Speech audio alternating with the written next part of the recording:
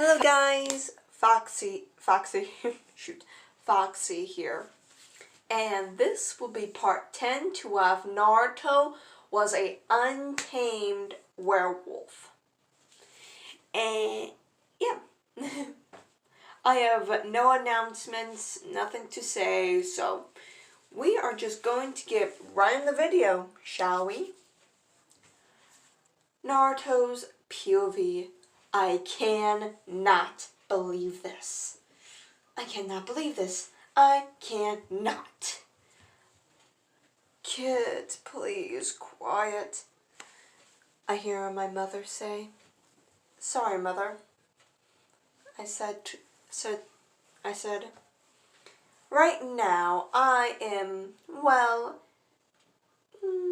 walking, you can say, in my wolf form, dragging a cart full of people. This cannot be happening. I swore to myself to never be used. Well, look at me now. This is utterly embarrassing.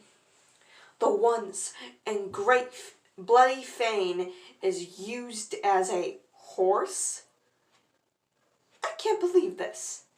And the worst part about this is I have a muzzle on. A muzzle keeping my mouth shut. Not shut completely, but not allowing me to bite anyone. I hate this. And what's even worse than the muzzle is that, the purple pineapple is riding my back. Riding my back. And she is holding a kunai or something. I have no clue. I can't see behind me. But this person, this woman, I have no words to explain how furious, I can't even find the right word to describe my anger. All I wanted is some freedom or to go in the next fight. Over the years, I started to enjoy the fighting, enjoying the life or death, seeing where I will go. But now here I am, dragging a cart around. This is ridiculous. Ugh. But even through this, I stand tall, my head up, my head and ears up, my tail swinging back and forth. Just when I get in Konoha, I'll break free and do what I want. I can do this. I can do this. Nari's POV, and it's a boy, a red-haired boy. I sat in the back of the cart looking at Naruto's wolf form. He was quite beautiful. Most of his fur was red, but you can see blonde and black streaks in it. And they made an interesting design. It was like a swirls. It went down, then in a circle, then no, that's the wrong description. How would I describe it? But all I can say is Naruto's fur was beautiful. Except when he first transformed. I could see and smell everything. Ticks, fleas, and a couple other parasites were on his body. His fur matted and bloody. I couldn't see the black or blonde streaks. And his mouth was covered in blood. And I know where he got the blood from. I was there after all, watching the show. God, I was horrified. But a question keeps popping up in my mind. Why doesn't Naruto speak? Why? I was worried. Maybe it has something to do about the Kyuubi? I don't know. But I have a feeling. Naruto's POV. Need to pause. Sorry for the interruption. Back onto the video. Naruto's POV. I was so excited. Finally, we have Naruto. But even though I'm happy, I'm worried and scared. Happy that I have my brother back, excited to do everything I ever wanted with my baby brother. Even though we're triplets, but he is the youngest one out of us. So I have the right to call him a baby brother. Worried because when he got the opportunity, he ran. I know where he has been raised and all that. But how will he adjust? Will he ever trust us, his family? Will he?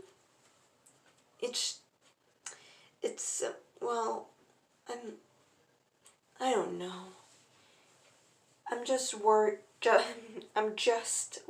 for him.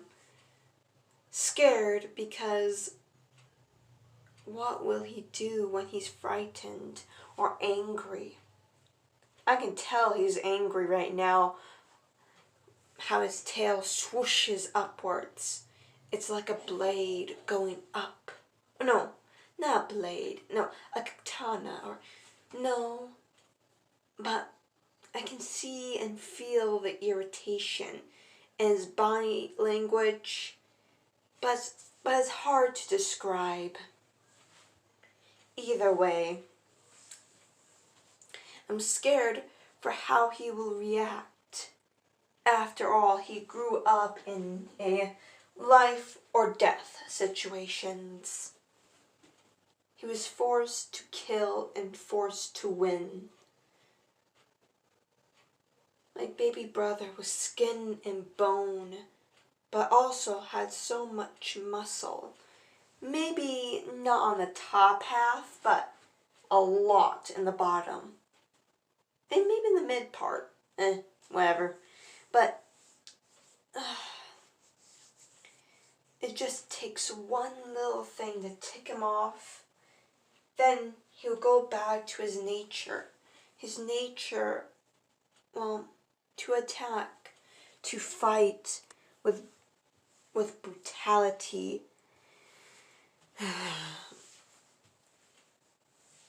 What if he will forever be like this? A beast that will forever fight to prove its existence, to prove that it's not a weakling. I can see in his eyes that he wants to fight, he wants to win, and wants to be free. I can see so many things in his eyes, so many emotions. Maybe, hopefully, we can break his walls and he will allow us inside, allow us to be his family. I know my parents Well, they made a mistake, but they were trying to protect him, trying their best, and in a stressful situation, they did what they thought was best. And they were so young. Sorry guys, the video cut out on me. Back on to the video. But our parents were so young. I do understand that Naruto doesn't know that there are parents and we are his siblings.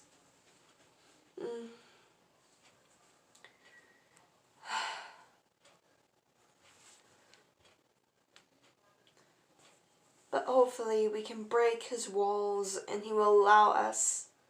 Wait, did I already say this? I believe I said this already.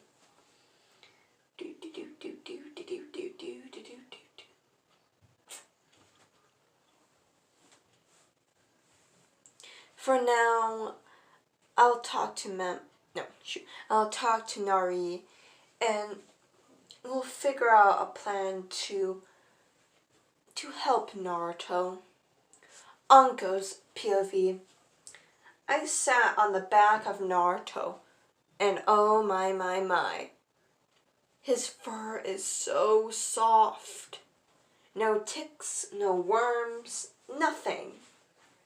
But a bandage. A big bandage on his side where I cut him. Sorry, Naruto. He's so fluffy and soft and so very warm. But I can tell he's irritated. And I know the greatest secret of all wolf kind. Scratch behind their ears. And that is what I did. I scratched behind his ears. Naruto spooked and heart was moving. It hit his butt, causing him to move forward really fast. I pulled on his fur, or no, not the fur. The fur on the back of his neck, making him slow down. Interesting. Bad puppy, I said while hitting the top of his head. Hitting the top of his head. Naruto just growled and continued to walk. I looked behind me, seeing everyone on their butts, which was hilarious. Guy, Kakashi, Team 7, Nari, Naruto, Minato, and Kushina. But Kushina was holding the blanket that she wrapped around Naruto. Whatever. Maybe I should take a nap? No. What to do. There's nothing really to do. Wait. This will be fun. On Naruto's back, there is enough room for all of us. And maybe a few extra people, but hey, enough room. I jumped off Naruto's back and told everyone the plan. They all agreed that it would be much faster. And so with that, we stopped Naruto and unhooked the car and sealed it away. Then we jumped on Naruto's back. He growled loudly and he tried to bite, but the muzzle prevented him from biting. Thank the Lord we put a muzzle on him. Well, we got on his back, and I took a belt and looped it around. I took a belt and tied it on each side of his muzzle, like a horse.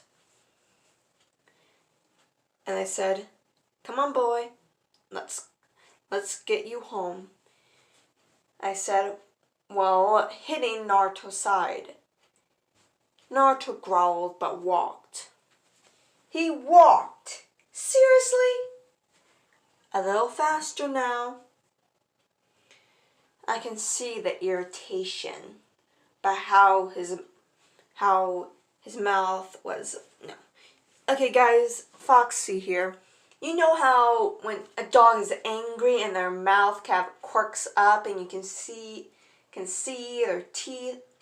Shoot, I'm not speaking properly. How you can see their teeth and all.